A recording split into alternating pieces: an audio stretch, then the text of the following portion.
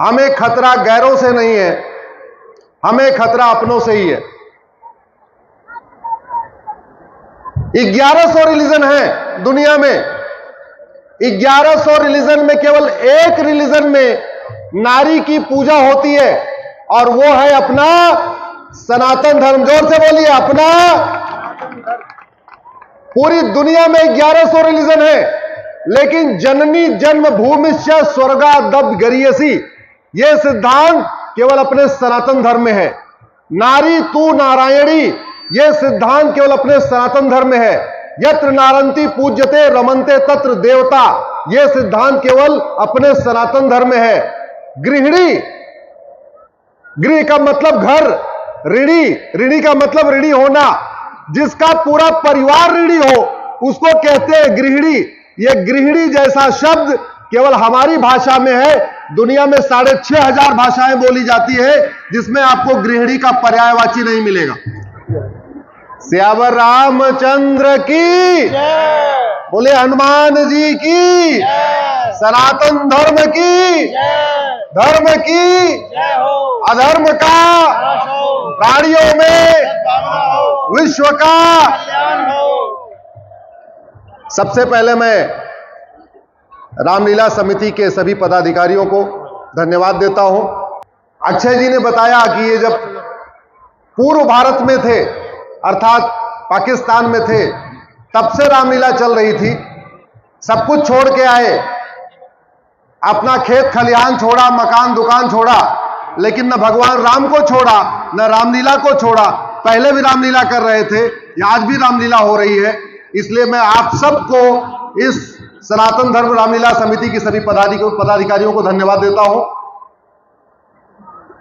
एक बात मुझे विशेष रूप से कहना है, जो इतने दिन सुप्रीम कोर्ट में लड़ाई करने के बाद मैंने महसूस किया, हमें खतरा गैरों से नहीं है, हमें खतरा अपनों से ही है। 1100 रिलीजन है दुनिया में। 1100 रिलीजन में केवल एक रिलीजन में नारी की पूजा होती है और वो है अपना सनातन धर्म। जोर से बोलिए, अपना।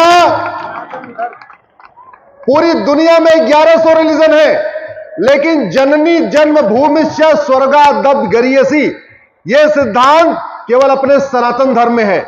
नारी तू नारायणी, यह सिद्धांत केवल अपने सनातन धर्म में है। यत्र नारंती पूज्यते रमनते तत्र देवता, यह सिद्धांत केवल अपने सनातन धर्म में है।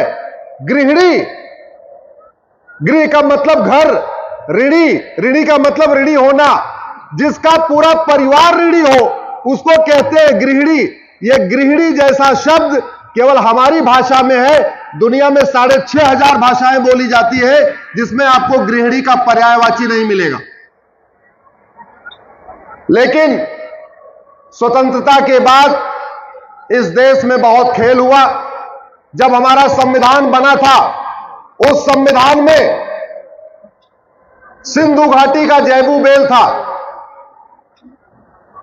संविधान के पार्ट 2 में गुरुकुल बना हुआ था। संविधान के पार्ट 3 में राम दरबार बना हुआ था। संविधान के पार्ट 4 में कुरुक्षेत्र में कृष्ण और अर्जुन का संवाद हो रहा था। संविधान के पार्ट 5 की शुरुआत गौतम बुद्ध जी के चित्र से थी। संविधान के पार्ट 6 में भगवान महावीर का चित्र था।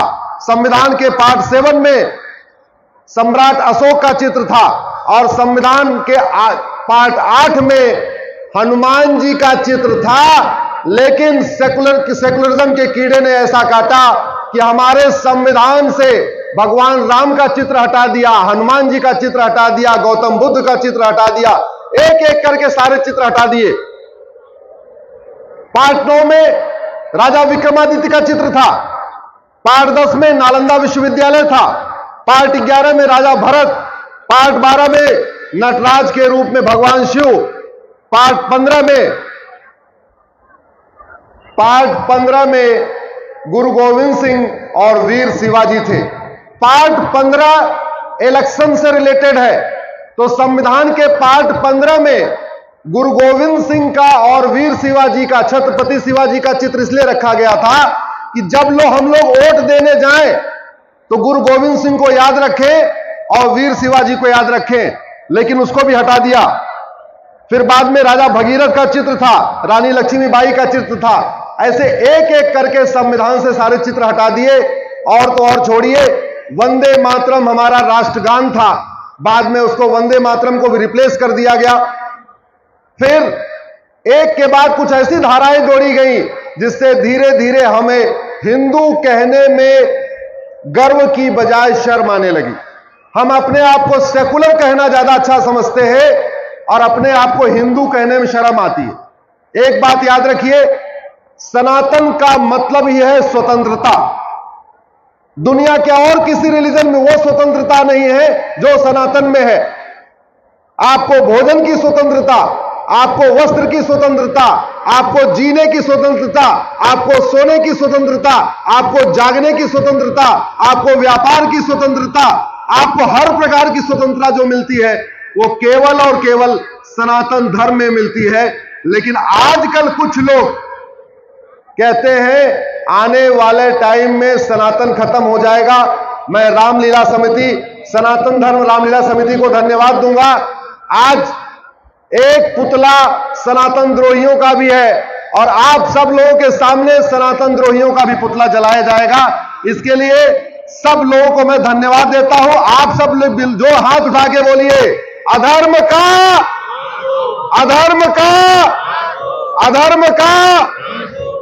जो सनातन द्रोही है वो अधर्मी है और जो अधर्मी है उसका नाश होना चाहिए। इसके लिए हम सबको मिलकर आवाज उठाना चाहिए।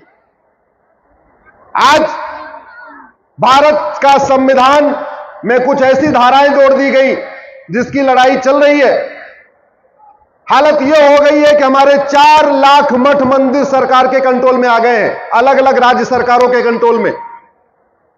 4 लाख। दूसरे किसी भी रिलीजन का एक भी स्थान सरकार के कंट्रोल में नहीं है, केवल और केवल हमारे मठ मंदिर सरकार के कंट्रोल में है। मैंने सुप्रीम कोर्ट में पीआईएल फाइल किया तो यही कहा था कि 4 लाख मठ मंदिर सरकार के कंट्रोल में है। अरे दूसरों का कोई एक स्थान तो आप कंट्रोल करके दिखाते। मठ मंदिरों को कंट्रोल करने के लिए 35 कानून और दूसरों के लिए एक भी कानून नहीं। मठ मंदिरों की 1 लाख करोड़ की प्रॉपर्टी पे राज्य सरकारों ने कब्जा किया हुआ है और दूसरों के धार्मिक मजहबी स्थानों पे कोई 1 रुपए की प्रॉपर्टी पे कब्जा नहीं। मुंबई में सिद्धि विनायक मंदिर सरकार के कंट्रोल में है, वहीं बगल में हाजी अली की दरगाह सरकार के कंट्रोल में नहीं है। यहीं दिल्ली में आपका कालका जी मंदिर कंट्रोल में आ गया और बाकी स्थान नहीं कंट्रोल में है। मुझे लगता है अब समय आ गया है, परिस्थितियां बदल रही हैं।